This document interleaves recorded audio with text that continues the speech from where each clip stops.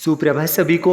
सुप्रभात। तो प्यारे बच्चों, आज हम अपने हिंदी विषय के अंतर्गत हिंदी व्याकरण का अभ्यास करने वाले हैं। तो चलिएगा, देखिएगा आज हमें हिंदी व्याकरण में कौन कौन से प्रश्न पूछे गए हैं।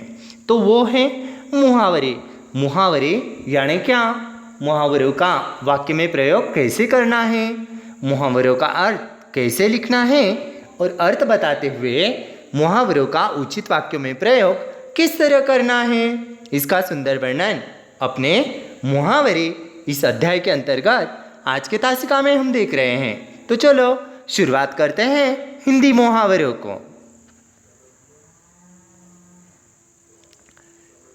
जब कोई शब्द या वाक्यांश अपने सामान्य अर्थ को छोड़कर किसी विशेष अर्थ में रूढ़ होता है तो उसे मुहावरा कहते हैं।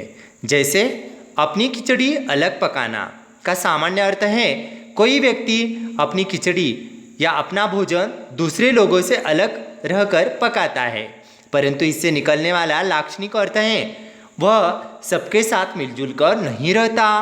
प्रयोग के स्तर पर इस शब्द समूह या वाक्यांश का सामान्य अर्थ तो कुछ छूट गया है और साथ मिलकर न रहने वाला अर्थ रूढ़ हो गया है। तो ऐसे मुहावरे में ध्यान में रखने योग्य कुछ बातें।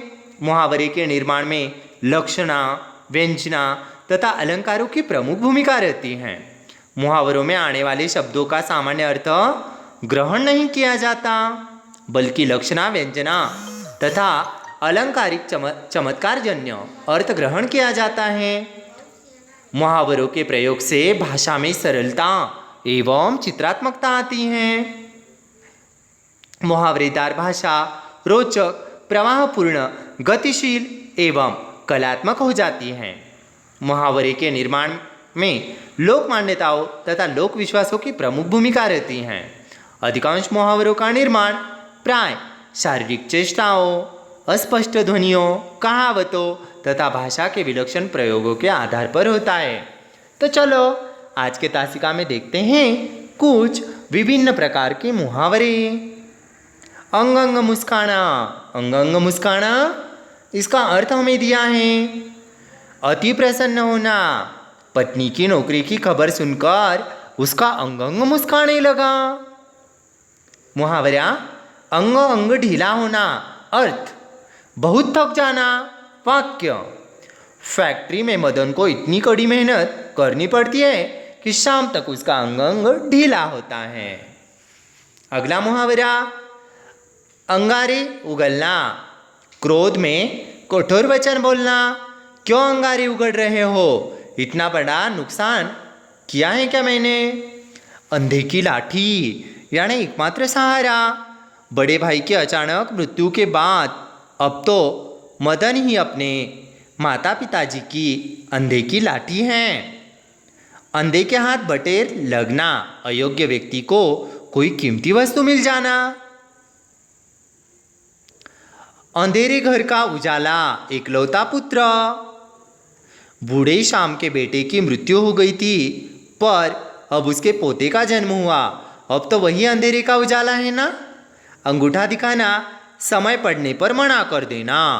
मीरा ने अपनी सहेली से कुछ रुपए उधार मांगे लेकिन उसने उसे अंगूठा दिखाया। अक्ल पर पत्थर पड़ना, बुद्धि भ्रष्ट होना। जब समय खराब होता है तब बड़ों बड़ों की अक्ल पर पत्थर पड़ता है। अक्ल का दुश्मन मूर्ख व्यक्ति। समझाने का मदन पर कोई असर नहीं होता, वह तो अक्ल का दुश्मन है। अगर मगर करना, बहाना बनाना। टाल मटोल करना। कल तो आपने फिल्म दिखाने का वायदा किया पर आज अगर मगर क्यों कर रहे हो। अपना सा मुंह लेकर रह जाना यानी लज्जित हो जाना। जब वह चोरी करते हुए पकड़ा गया ना तो अपना सा मुंह लेकर रह गया। अपनी खिचड़ी अलग पकाना, साथ मिलकर न रहना। अपने पाँव पर खड़ा होना, आत्मनिर्भर होना। कब तक माँ बाप पर बोझ बने रहोगे, अब तो तुम्हें अपने पाँव पर खड़ा होना चाहिए। आंखें तरसना, किसी को देखने की तीव्र इच्छा होना। दीनू का बेटा घर से चला गया। उसके इंतजार में दीनू की आंखें तरस गईं। अगले पेज पर देखिएगा, आंखें खुलना, होश में आना। मोहन ने अपने दोस्त को अपने घर रख लिया, लेकिन उसका दोस्त सारा सामान लेकर एक दिन में चंपत हो गया। इस घटना के बाद मोहन की आंखें खुली। आंखें दिखाना, क्रोध करना। एक तो मेरी गाड़ी से अपनी गाड़ी टकरा दी, अब आंखें दिखाते हो। आंखें चार होना, एक दूसरे को देखना। आंखें पतरा जाना, इंतजार करना। आंखें फेरना, परवाह न करना। आंखें चुराना, अनदेखा कर देना। आंखें बिछाना, बहुत सम्मान करना। आंखों में धूल झोंकना, धोखा देना। चोर पुलिस की आंखों में धूल झोंक कर भाग गया। आंखों में खटकना, बुरा लगना।